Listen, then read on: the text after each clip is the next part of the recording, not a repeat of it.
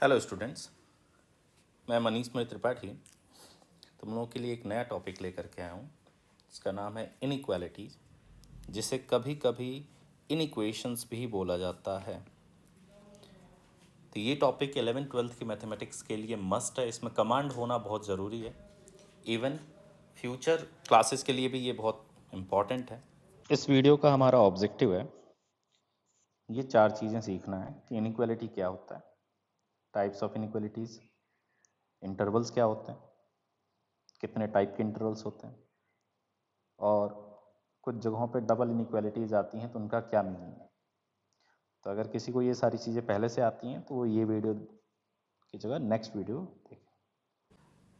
तो चलो शुरू करते हैं। तुम्हारे मन में ये ज़रूर आया होगा पहले कि इनइक्वालिटी क्या होता है, इनइक्वालिटी की डेफिनेशन क्या है, क्या मतलब है उसका।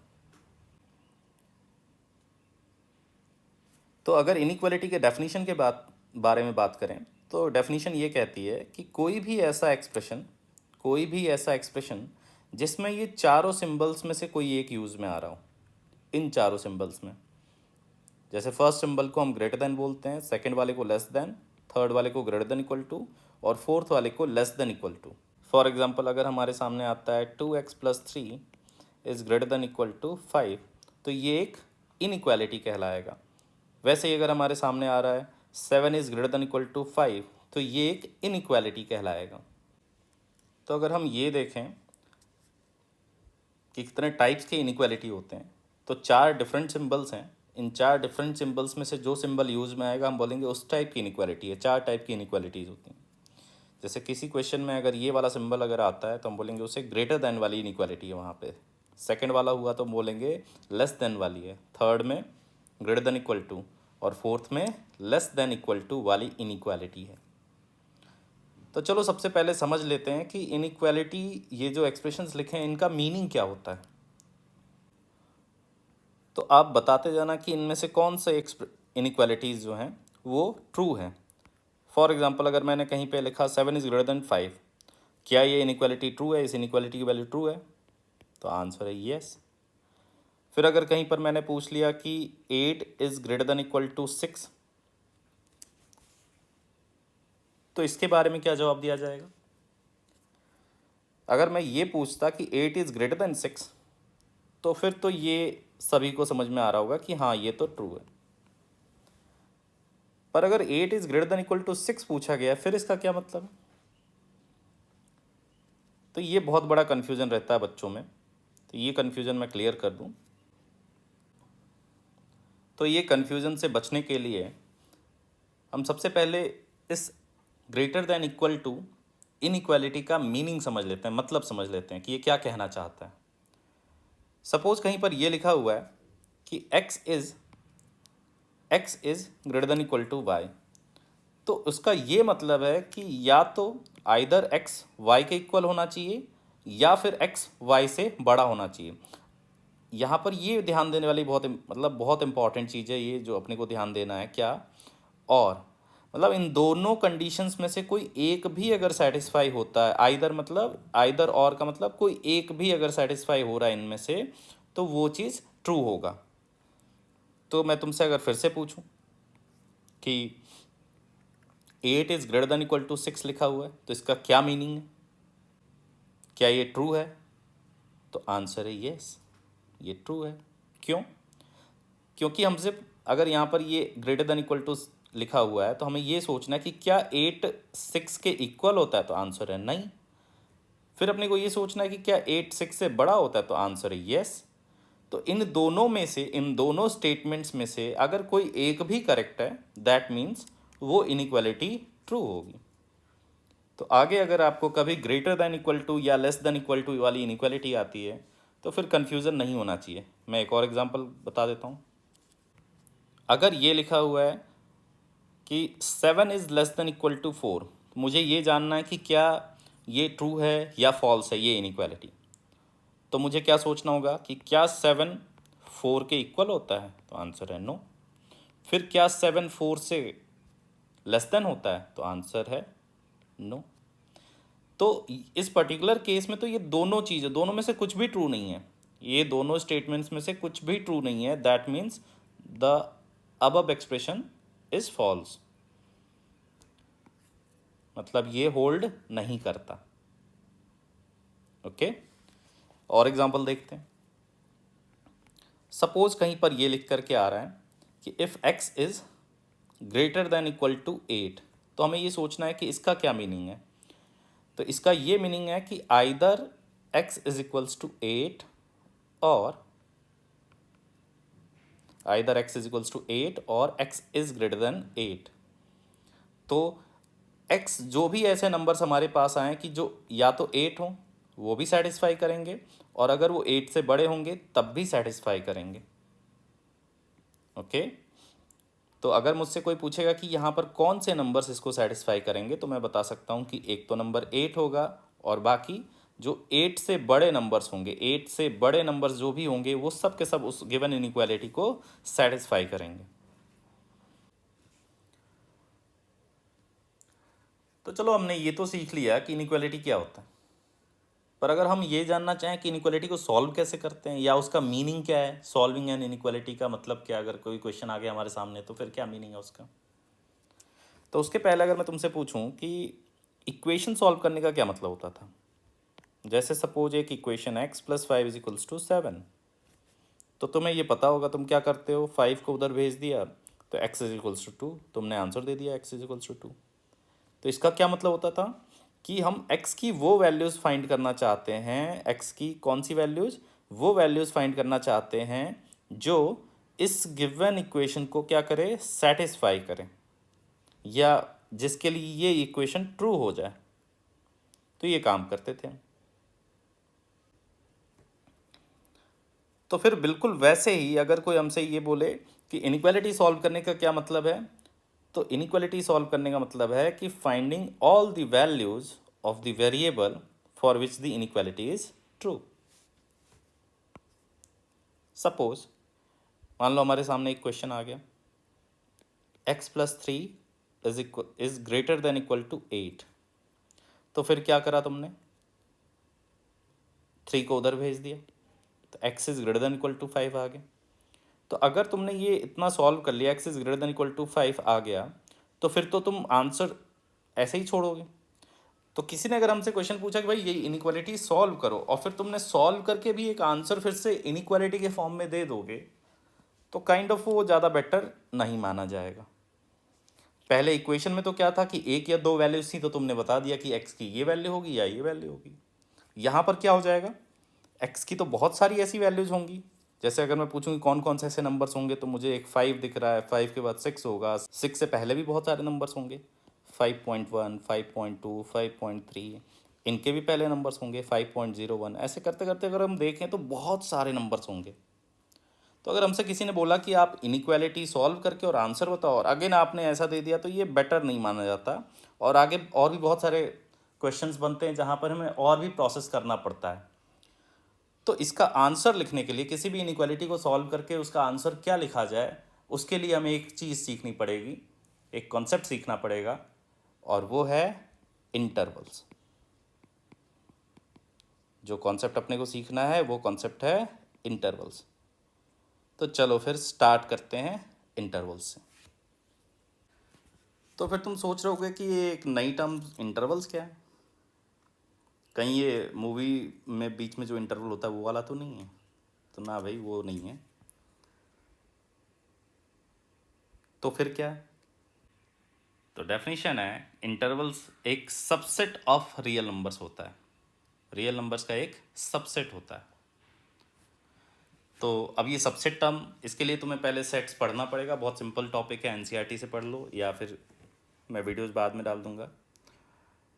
तो अगर तुम्हें सबसेट का आइडिया है तो बहुत सिंपल कहानी, मैं तुम्हें पूछूं कि जैसे रियल नंबर जो सेट है, रियल नंबर्स का जो सेट है उसमें तो बहुत सारे एलिमेंट्स हैं, तो उसमें से कोई भी कुछ भी एलिमेंट्स अगर हमने उठा करके लिख दिया तो वो एक क्या कहलाता है, सबसेट कहलाता है। तो मैं पूछूं कि क्या कोई भी सबसेट इंटरवल कहलाएगा, तो ज़रा चेक करूं। मान लो एक रियल नंबर्स का ये एक मैंने सबसेट उठाया जिसमें कितने एलिमेंट्स हैं, एक 5, तो आंसर है 9। इसको इंटरवल में काउंट नहीं करेंगे, तो फिर किसको इंटरवल में काउंट करेंगे, तो वो तुम्हें भी इजीली समझ में आ जाएगा। कैसे, देखो, जैसे अगर हमारे पास एक यही क्वेश्चन आ जाए कि x इज ग्रेटर देन 8, ठीक है, तो तुम्हें x की वो वैल्यूज बतानी है जो 8 से बड़ी हो। तो उसको समझने के लिए क्या किया,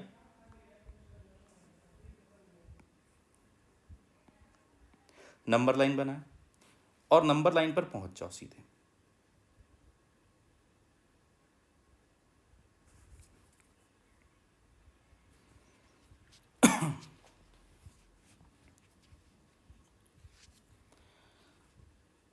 और तुम ये सोचो कि नंबर लाइन पर ये जो नंबर्स हैं 8 और उसके आगे पीछे, क्या 8 ऐसा नंबर है जो हमें चाहिए इस पर्टिकुलर क्वेश्चन में? तो आंसर है नहीं, 8 हमारे काम का नहीं है, हमें तो 8 से बड़ा नंबर चाहिए।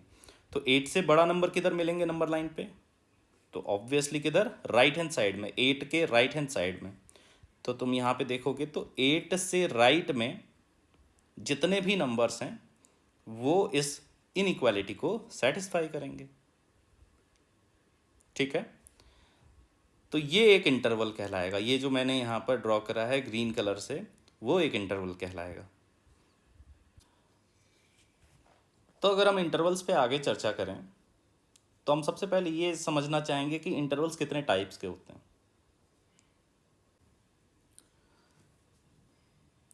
तो इंटरवल्स 4 टाइप के होते हैं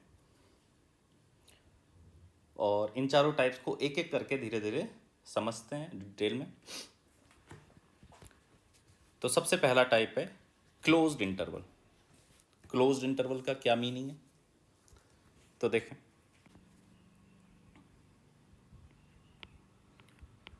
अगर कहीं पर ये लिख करके आ रहा है कि x is less than equal to b and greater than equal to a, ठीक है, यहाँ हम सबसे पहले लिख लेते हैं, एक नोट लिख लेते हैं। हम आगे जो भी डिस्कशन करेंगे वहाँ पे a और b जो मैं टर्म्स यूज करने वाला हूँ, a और b दोनों के दोनों रियल नंबर्स होने चाहिए and a should be less than b। ए अगर बी से छोटा है तो हम जनरल डिस्कशन कर रहे हैं, बाकी मैं एग्जांपल लूंगा तो तुम्हें खुद समझ में आ जाएगा। तो क्लोज इंटरवल देखते हैं।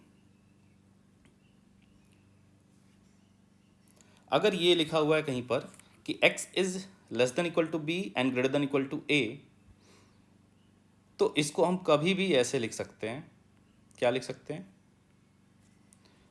x belongs to a to b, और यहाँ पर हम ब्रैकेट्स लगाएंगे और इस ब्रैकेट्स को ध्यान से सुनना, मैं क्या बोलने वाला हूँ, इनको बोलने वाला हूँ क्लोज्ड ब्रैकेट्स। इन ब्रैकेट्स का मैंने नाम रख दिया क्लोज्ड ब्रैकेट्स। अब ऐसा मैंने ये सब क्यों किया है वो तुम इजीली समझ सकते हो। देखो, हमें जो नंबर चाहिए वो हम ढूंढने चलते हैं नंबर लाइन पर। तो नंबर लाइन पर दो नंबर्स हैं कोई से, ए और बी। तो सपोज ये ए है और ये बी है। अब मुझे चाहिए था जो नंबर्स वो कैसे हों, बी से छोटे और ए से बड़े, और बी और ए के इक्वल भी हो सकते हैं। तो मैंने सबसे पहले देखा कि क्या ए मेरे काम का नंबर है, अगर हाँ तो यहाँ पे एक डॉट बनाऊंगा मैं, ठीक है। और ए से राइट में, ए के लेफ्ट में कोई नंबर मेरे काम का है तो बिल्कुल नहीं है। ए से अगर मैं राइट की तरफ बढ़ते जाऊँ तो बीच के सारे नंबर्स काम के हैं। फिर मैं बी तक पहुँचा तो बी मेरे काम का है, बिल्कुल बी भी काम का है। और बी के बाद में कोई नंबर काम का है क्या, बिल्कुल नहीं है। तो ये हमने रिप्रेजेंट करा है, जो ये ग्राफिकल रिप्रेजेंटेशन हो गया उसका इंटरवल का। तो तुम इजीली यहाँ पे देख सकते हो कि जो नंबर्स हमारे काम के हैं वो कौन से हैं, ए से बी के बीच में सारे। तो ये जो बेसिकली मैंने तुम्हें बताया, इसमें क्या चीज़ सीखने को है यहाँ पे, तो ये हम 10th तक लिखते थे, 10th तक ये लिखा जाता था ऐसे आंसर्स को, और वो वैलिड होता था। पर 11th में हमें आगे अभी बहुत तरीके के क्वेश्चंस होंगे जहाँ पे तुम्हें दिख जाएगा कि हमें ऐसे लिखने से काम नहीं चलेगा, और इवन ऑप्शंस में भी इस तरीके से आंसर्स नहीं होते हैं, आंसर्स इस इंटरवल फॉर्म में ही गिवन होंगे। तो हमें इसको ऐसा लिखना आना चाहिए। और तुम्हें एक और चीज़ यहाँ पे इम्पॉर्टेंट है जो अपने को समझ में आनी चाहिए कि कहीं पर अगर ये लिखा हुआ है तो तुरंत हम उसको लेफ्ट वाले एक्सप्रेशन जैसा भी लिख सकते हैं।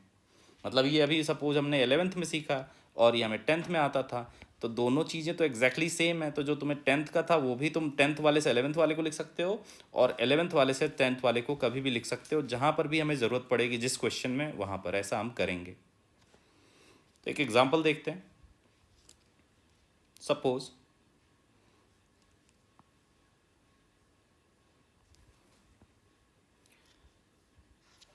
अगर कहीं पर ये लिखा हुआ है, मान लो कि x, मान लो कहीं सॉल्व किया हमने और आ गया कि x is less than equal to 7 and greater than equal to 2, तो वो कौन से नंबर्स होंगे? तो हमने नंबर लाइन बनाई और नंबर लाइन पर कौन से नंबर्स मिलना है? 2 से 7 के बीच का हर एक नंबर काम का है, इवन 2 और 7 भी काम के ही हैं। तो इसी को हम किस तरीके से लिख सकते हैं? इसको लिख सकते हैं x बिलोंग्स टू, ऐसा लिखते हैं x बिलोंग्स टू और फिर 2 to 7, और यहाँ पर ध्यान से देखो तो 2 पर क्लोज ब्रैकेट और 7 पर भी क्लोज ब्रैकेट हम लगा देंगे। तो ये था हमारा closed interval. Second type of जो इंटरवल है वो है ओपन इंटरवल। तो ये कब? अगर कभी हमारे सामने ऐसा लिख के आ रहा है कि if x is less than b and greater than a, यहाँ ध्यान ये देना है कि इक्वल्स टू का सिंबल नहीं है, तो हम क्या लिख सकते हैं? हम लिखेंगे x belongs to a to b, और यहाँ पर फिर से ब्रैकेट्स पे ध्यान देना है। यहाँ पे ऐसे ब्रैकेट्स बनाएंगे हम, इन्हें कौन सा ब्रैकेट्स बोलने वाले हैं? इन्हें बोलने वाले ओपन ब्रैकेट्स। ये वाले जो ब्रैकेट्स हैं इनको हम बोलेंगे ओपन ब्रैकेट्स। कभी कभी हम इनको ऐसे भी लिखा जाता है, अगर कहीं ऐसा लिखा हुआ तुम्हें दिख रहा है तो तुम उसको फिर कंफ्यूज नहीं होना। a टू b कहीं पर ऐसा भी बना होगा, ये ध्यान से देखो। तो ये क्लोज ब्रैकेट जैसे था, कुछ कुछ उसके जैसा ही है, लेकिन ये ओपन, मतलब ये बाहर की तरफ खुला हुआ है, इसलिए ऐसा समझ सकते हैं कि ये ओपन ब्रैकेट्स बोलेंगे। तो एक बार फिर से देख लें, अगर ये वाले ब्रैकेट्स हैं या फिर ये वाले, सॉरी,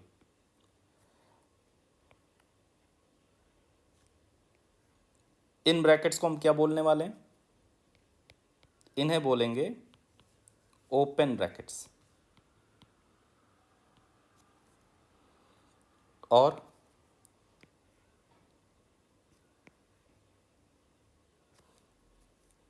ये वाले ब्रैकेट को हम क्या बोलेंगे? Close brackets.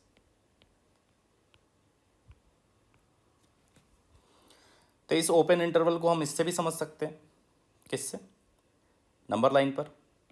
तो इसमें क्या हो जाएगा? इसमें x अपने को जो चाहिए वो a से b के बीच के सारे नंबर चाहिए, पर a और b नहीं चाहिए। ध्यान से देखो तो यहाँ पे इक्वल टू नहीं है, तो हमें ये दोनों नंबर्स नहीं चाहिए, ये दोनों नंबर्स नहीं चाहिए। तो फिर हम ऐसा ड्रॉ करेंगे। ये ध्यान से देखो, यहाँ पर मैंने इस बार थोड़ा डिफरेंट है। पिछली बार क्या था?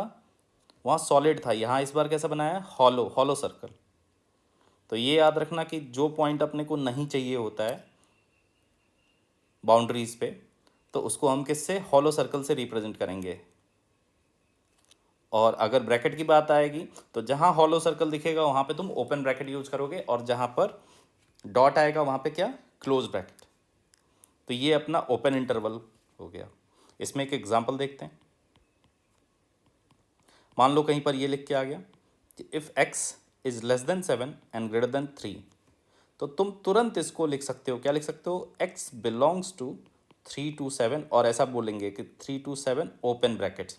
तुमने ओपन ब्रैकेट्स बोल दिया, मतलब दोनों जगह ओपन ब्रैकेट है, लेफ्ट और राइट दोनों जगह। ठीक है। तो अगर तुम्हें क्लोज्ड इंटरवल और ओपन इंटरवल समझ में आ गया, फिर आगे के दोनों इंटरवल्स बहुत ही सिंपल से हैं। तो चलो उन्हें देखते हैं। थर्ड जो टाइप है, थर्ड टाइप का जो इंटरवल है उसे हम बोलने वाले हैं क्लोज्ड ओपन इंटरवल। तो यहाँ तुम्हें ऑर्डर पे ध्यान देना है कि मैंने पहले क्लोज लिखा है फिर ओपन लिखा है, पहले क्लोज्ड फिर ओपन। तो इसका क्या मतलब होगा? तो इस बार हमारे पास जो एक्सप्रेशन गिवन होगा वो कुछ इस तरीके से गिवन होगा कि if x is less than b and greater than equals to a। यहाँ ध्यान देने वाली चीज़ ये है कि यहाँ पे इक्वल्स टू a पर होगा, तो हम उसको तुरंत क्या लिख पाएंगे? इसको ये 10th वाला फॉर्मेट हुआ। अप टू क्लास 10th वैसे ही चीज़ों को लिखते थे। क्लास 11th में कैसे लिखोगे? तो इसको लिखोगे x belongs to a to b। और इस बार देखो ध्यान से, तो a पर वहाँ पे इक्वल टू लगा हुआ है। हम ये थोड़ा भी ध्यान दें तो यहाँ दिख जाएगा कि यहाँ इक्वल टू है, तो इसलिए क्या हो जाएगा, a पर ओपन ब्रैकेट नहीं आएगा। कौन सा ब्रैकेट आएगा? Close bracket. a पर क्लोज ब्रैकेट और b पे कैसा? Open bracket. ओके। तो अगर हम इसको ग्राफिकली समझना चाहें तो फिर ये देखो, नंबर लाइन पर जो नंबर्स होंगे, पॉइंट ऑफ इंटरेस्ट वाले जो नंबर्स हैं वो कौन से हैं? ए और बी। ये बाउंड्रीज होंगे हमारे, जिसमें ए हमारे काम का नंबर है क्योंकि इक्वालिटी लगी, और बी हमारे काम का नहीं है, इसलिए ऐसा ये अपना क्लोज्ड ओपन इंटरवल ऐसा दिखेगा कुछ। एग्जाम्पल देखें, अगर कहीं पर ये आता है सॉल्व करने पर, पर्टिकुलर कोई क्वेश्चन तुम कुछ ऐसा सॉल्व कर रहे हैं मैथमेटिक्स में, तो x इज मान लो आ गया less than 7 and greater than equal to 2, तो तुरंत तुम इसको अब लिख सकते हो कैसा? x बिलोंग्स टू 2 टू 7, 2 पर क्लोज्ड और 7 पे ओपन, ऐसे हम लिख देंगे। और जो लास्ट टाइप है वो देखें ज़रा, तो इसमें भी बहुत सिंपल है। तुम ध्यान से देखो तो अब की बार फर्स्ट वाला ओपन है, सेकंड वाला क्लोज्ड है। तो इस बार क्वेश्चन कैसे आ सकता है? ऐसे लिखा होगा, if x is less than equal to B, equals to यहाँ पे आएगा और यहाँ पे बस greater than. If x is less than equal to B and greater than a, तो हम इसी चीज़ को कैसे लिख सकते हैं? ऐसे लिखेंगे, x बिलोंग्स टू, क्या लिखेंगे? तो ध्यान से देखो तो a टू b ऐसा पढ़ेंगे, a टू b पर a पर क्या लगेगा? ओपन ब्रैकेट, और b पर क्या लगेगा? Close bracket. हम ऐसे पढ़ेंगे इसको, x belongs to a to b where a पे ओपन ब्रैकेट और b पे क्लोज ब्रैकेट होगा। इसको अगर हम अब समझ लें किससे? नंबर लाइन पर, तो बहुत ईजी है। ये रहा देखो, ए और बी में कौन सा नंबर अपने काम का है? ए से बी के बीच में तो सारे नंबर्स काम के हैं, पर बाउंड्रीज पे अगर हम ध्यान दें तो ए हमारे काम का नंबर नहीं है, इसलिए वहाँ पे हॉलो, और बी हमारे काम का, इसलिए तुम यहाँ पे डॉट बनाओगे। ये जो मैं बता रहा हूँ ये बहुत ज़्यादा आगे यूज़फुल होगा कि कहाँ पे हॉलो, कहाँ पे डॉट लगाना। आगे के चैप्टर्स, आगे के कॉन्सेप्ट जब भी डिस्कस करेंगे तो ये पर्टिकुलर चीज़ मैं बार बार इसलिए बता रहा हूँ ताकि हम उससे फेमिलियर हो जाएं, ताकि हम उसको यूज करना सीख जाएं और रेगुलर बेसिस पर उसको यूज करते रहें।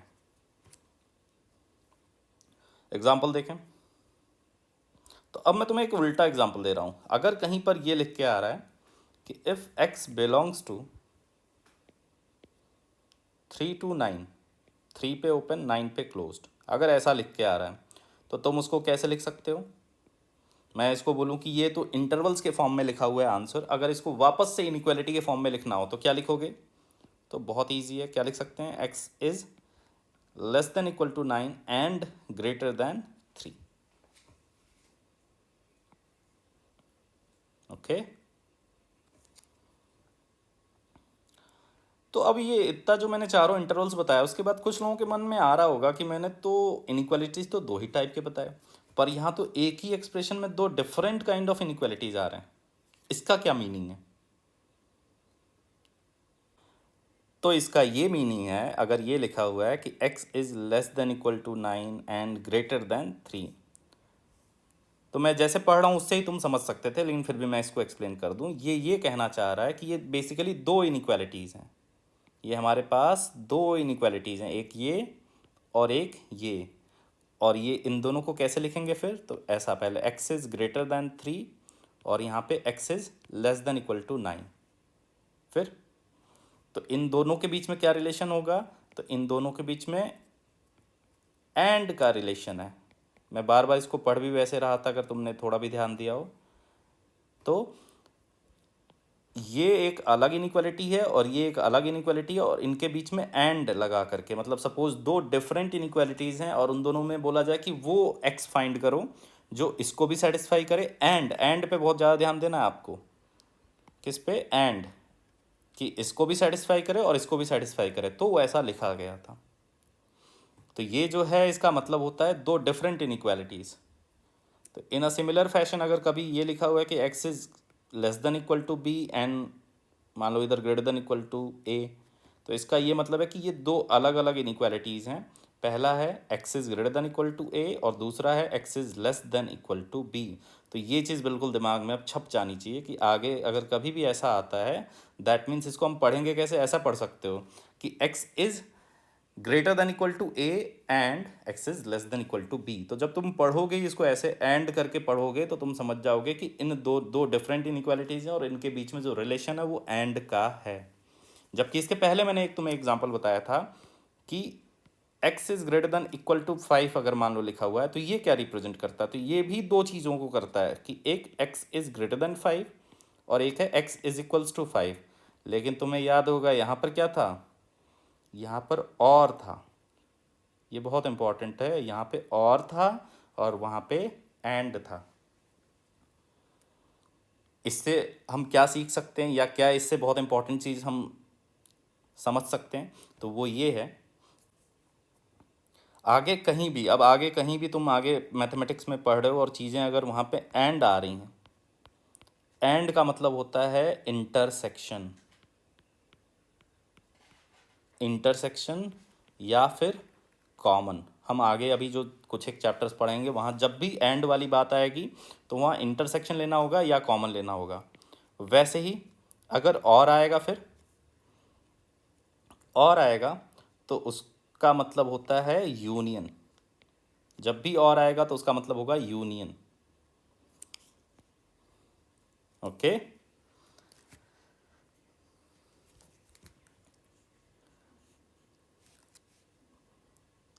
तो फिर हमने इंटरवल्स जब पढ़ लिए तो अब हमसे एक नए टाइप का क्वेश्चन पूछा जा सकता है कि भाई अगर इंटरवल्स एक सबसेट हैं तो मान लो दो सबसेट्स दे दिए गए, एक इंटरवल दे दिया गया जैसे 1 to 5 और एक इंटरवल दे दिया गया 3 to 7 ऐसे। और फिर किसी ने पूछा कि अगर ये दोनों सबसेट्स हैं तो सेट्स में तो तुमने बहुत सारे ऑपरेशंस पढ़े थे, तो किसी ने पूछा कि ऐसा करो कि आप इनका क्या निकाल के बताओ, इंटरसेक्शन। इनका इंटरसेक्शन निकाल के बताओ। इंटरसेक्शन का सिंबल क्या था, ये था, और यूनियन का सिंबल क्या होता है, ऐसा। तो कोई पूछ लिया इसमें कि इंटरसेक्शन निकाल के बताओ, किसी ने पूछा नहीं भाई हमें इंटरसेक्शन नहीं, हमें यूनियन चाहिए। तो इस तरीके की चीज़ें भी हमसे पूछी जा सकती हैं, तो वो कैसे बताएंगे वो देखें ज़रा। और ये बहुत इंपॉर्टेंट कॉन्सेप्ट भी है क्योंकि आगे हम इनइक्वालिटीज़ के जो बेसिकली क्वेश्चन जब भी सॉल्व करेंगे तो वहाँ पर हमें इंटरसेक्शन और यूनियन की ज़रूरत पड़ेगी। पर इंटरसेक्शन यूनियन से पहले एक छोटे मोटे इनइक्वालिटीज़ के क्वेश्चन सॉल्व कर लें, बिल्कुल छोटे छोटे। पहला, जैसे मान लो कहीं क्वेश्चन आ गया कि x + 7 is greater than equal to 3, तो तुम इसे क्या लिखोगे, तुम इसे लिखोगे x is greater than equal to -4। ठीक, इतना तक आता होगा, नहीं आता होगा तो अभी मैं अगले वीडियो में प्रॉपर्टीज़ डिस्कस करूँगा तो वहाँ पर हम और भी चीज़ें सीख जाएंगे। तो अगर ये आ गया तो इसको और क्या लिख सकते हैं, x बिलोंग्स टू करके मुझे लिखने का मन कर रहा है। तो फिर मैंने क्या सोचा, मुझे मान लो नहीं आया समझ में कि यहाँ तो क्या है कि दो नंबर्स नहीं है ना, मैंने जितने भी इनइक्वालिटीज़ बताए उसमें क्या था, ऐसा था कि x इससे बड़ा इससे छोटा होगा तो फिर हम यहाँ से यहाँ तक इनइक्वालिटी, यहाँ से यहाँ तक इंटरवल होगा। इंटरवल में दो नंबर्स हमेशा चाहिए होते हैं, याद होगा तुम्हें, a से b ऐसा। तो फिर यहाँ क्या करेंगे, तो वो चलो समझ लेते हैं। फिर क्या किया, सबसे पहले -4 पे पहुँचो, फिर -4 से कैसे नंबर चाहिए अपने को, तो -4 से बड़े नंबर चाहिए, -4 से बड़े नंबर चाहिए, तो यहाँ से लेके इधर। तो अभी कहाँ तक जाएगा, आगे कहाँ तक, तो आखिरी तक चलते जाएगा। तो तुम अगर ये जानना चाहो कहाँ तक जाएगा तो वो इन्फिनिटी तक। ठीक है, तो ये आंसर हो जाएगा इसका, x बिलोंग्स टू -4 से इन्फिनिटी। ठीक है, तो चलो तुमने -4 पे क्लोज लगा दिया। अब इसमें एक बहुत बड़ा डाउट आ सकता है कि इन्फिनिटी पर क्या करें हम, हमने लिख तो दिया कि भाई -4 टू इन्फिनिटी, पर ये इन्फिनिटी वाले पे कौन सा ब्रैकेट यूज करूं, क्या यहाँ पे ओपन ब्रैकेट यूज करें या क्लोज ब्रैकेट यूज करें, सोचो जरा। तो बहुत सारों ने तो ये सोचा होगा कि ये आखिरी में जो नंबर होगा उसी को तो इन्फिनिटी बोलते हैं, तो वो लास्ट नंबर तक जाएगा, लास्ट नंबर तक जाएगा तो वो नंबर भी अपने काम का ऐसा, तो उस हिसाब से यहाँ इन्फिनिटी पे क्लोज्ड होना चाहिए। अगर कोई ऐसा सोचता है तो फिर बिल्कुल गलत है। क्यों गलत है? तो उसके लिए मैंने एक वीडियो अलग से बना के रखा है कि इन्फिनिटी क्या है, तुम वो एक वीडियो देख सकते हो, उसका लिंक मैं यहीं पे डाल दे रहा हूँ, तुम देख लेना। अब अगर उसके बाद तुम्हें समझ में आ गया कि इन्फिनिटी क्या है, तो तुम्हें ये समझ में आया होगा कि इन्फिनिटी तो कोई नंबर होता ही नहीं है, इन्फिनिटी कोई नंबर नहीं है, कोई फिक्स नंबर नहीं है। ओके, इन्फिनिटी बस एक ऐसा हमारे पास टूल है जो बताता है कि हम जिस नंबर के बारे में या जिस क्वांटिटी के बारे में डिस्कस करना चाह रहे हैं वो क्वांटिटी बहुत बड़ी हो गई है। जी हाँ, जैसे यहाँ पे x के बारे में डिस्कस कर रहे हैं, तो x कैसा हो गया, x -4 से बढ़ते जाएगा 0, ऐसे आगे बढ़ते जाएंगे तो 0 1 2 3 करते करते करते करते 1000 1 करोड़, ऐसे आगे बढ़ते जाएंगे तो नंबर वो धीरे धीरे बहुत तेज़ बढ़ते जाएगा। और फिर आखिरी में जब हम पहुँचेंगे, फिर कहाँ पे पहुँचेंगे, तो कहीं पहुँच ही नहीं पाएंगे, वो बढ़ते ही जाएगा बढ़ते ही जाएगा बढ़ते ही जाएगा, तो वो किसी नंबर पे नहीं पहुँच रहा, तो वो एक ऐसी स्टेट पे पहुँच रहा है कि मतलब वो बता रहा है कि अब वो बहुत बड़ा हो गया, इतना बड़ा हो गया कि हम उसको किसी फिक्स नंबर से रिप्रेजेंट नहीं कर सकते, तो उसको रिप्रेजेंट हम इन्फिनिटी से करते हैं। तो अगर इन्फिनिटी कोई फिक्स नंबर नहीं है तो फिर यहाँ पे क्लोज्ड का कोई तुक नहीं बनता, क्या लगाना पड़ेगा अपने को, ओपन ब्रैकेट्स। तो अगर ये चीज़ तुम्हें समझ में आ गई हो तो अच्छी बात है, नहीं समझ में आई हो तो फिर भी याद रख लेना। क्या याद रखना है कि इन्फिनिटी पर हमेशा कौन सा ब्रैकेट लगता है, ओपन ब्रैकेट, कभी भी क्लोज ब्रैकेट हम यूज़ नहीं करेंगे, ये बिल्कुल याद रख लेना है। वैसे एक और क्वेश्चन करते हैं, सेकंड क्वेश्चन मान लो x+3 is less than equal to 5 मान लो आ गया, फिर यहाँ पे क्या हो जाएगा, x is less than equal to 2। इसका क्या आंसर अगर हम लिखें, तो यहाँ पर भी फिर वही वाली बात आएगी कि हमें तो एक ही नंबर दिख रहा है 2, अगर हम इंटरवल के फॉर्म में लिखना भी चाहते हैं तो कहाँ से कहाँ तक लिखेंगे। तो चलो सबसे पहले पहचान लेते हैं कि कौन से नंबर्स काम के हैं। तो ज़रा देखो, 2 से बड़ा कोई नंबर काम का नहीं है, 2 से छोटे और 2 जो है वो अपने काम का नंबर है, तो ये ध्यान से देखो, इधर तक चलता जाएगा। ठीक, तो सबसे लेफ्ट में इधर हम बढ़ते जाएंगे तो किधर पहुँचेंगे, कोई नंबर होगा, तो आंसर मैं पहले ही बता चुका हूँ, नंबर तो नहीं होगा। तो हम क्या बोलेंगे, कहाँ पहुँच गए, हम बोलेंगे माइनस इन्फिनिटी की तरफ पहुँच गया या माइनस इन्फिनिटी पहुँच गए। ओके, तो फिर इसका आंसर क्या लिखा जाएगा, तो इसका आंसर हम लिखेंगे x belongs to minus infinity से 2। अब देखो 2 पे तो तुम्हें पता है कि भाई यहाँ पर 2 पे क्या था, 2 पे अपने पास इक्वल्स टू था, that's why we are going to use close bracket at 2। अब माइनस इन्फिनिटी पे क्या करोगे, तो माइनस इन्फिनिटी पे ओपन ब्रैकेट लगेगा जैसा प्लस इन्फिनिटी पे था। तो तुम्हें ये याद रखना है कि चाहे प्लस इन्फिनिटी हो या माइनस इन्फिनिटी हो, हम हमेशा ओपन ब्रैकेट्स यूज करते हैं, तो वो एक नोट के फॉर्म में लिख लेते हैं। तो फिर यहाँ पर दो इम्पॉर्टेंट नोट्स आते हैं, बहुत इम्पॉर्टेंट है। पहला, इन्फिनिटी या माइनस इन्फिनिटी पे हम हमेशा कौन से ब्रैकेट्स यूज करेंगे, ओपन ब्रैकेट्स। और सेकंड, जो रियल नंबर्स होता है, सबको याद होगा रियल नंबर्स क्या होता है, एक सेट होता है, तो इस रियल नंबर्स के सेट को भी हम इस तरीके से रिप्रेजेंट कर सकते हैं और आगे बहुत ज़्यादा यूज करेंगे। माइनस इन्फिनिटी टू इन्फिनिटी से हम रियल नंबर्स को रिप्रेजेंट बहुत सारी जगहों पे करते रहेंगे। ओके।